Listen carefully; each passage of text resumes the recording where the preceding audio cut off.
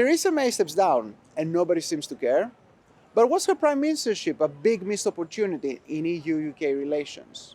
And what are the lessons for the EU in dealing with Britain moving forward? Welcome to Bridge the Channel.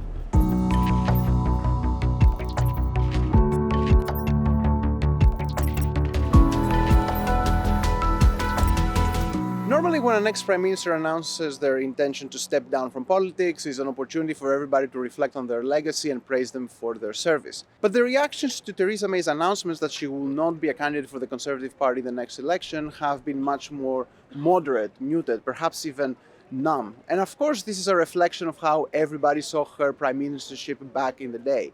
A complete failure to reconcile all the different sides of the Brexit debate. Those who wanted the UK to remain in the EU and those who wanted the UK to make a clean break with the EU.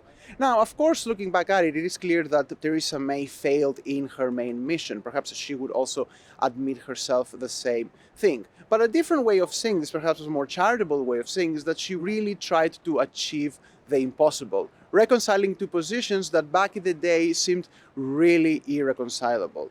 Keeping the UK in a close relationship with the EU while also praising the benefits of sovereignty and Brexit.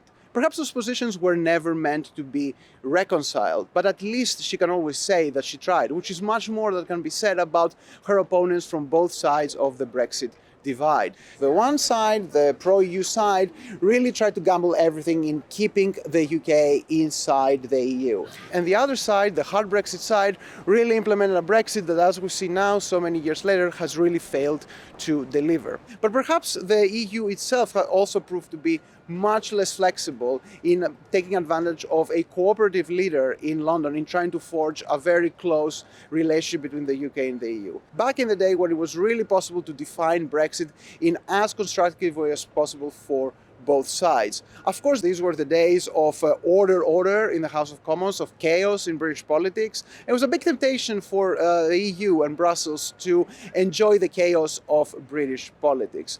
The lesson for the EU moving forward is read British politics better, try to understand the constraints under which British prime ministers operate, try to perhaps respect some of the British idiosyncrasies in the way the EU is viewed. If the EU is interested in having closer relationship in the UK moving forward, this is going to be very, very important.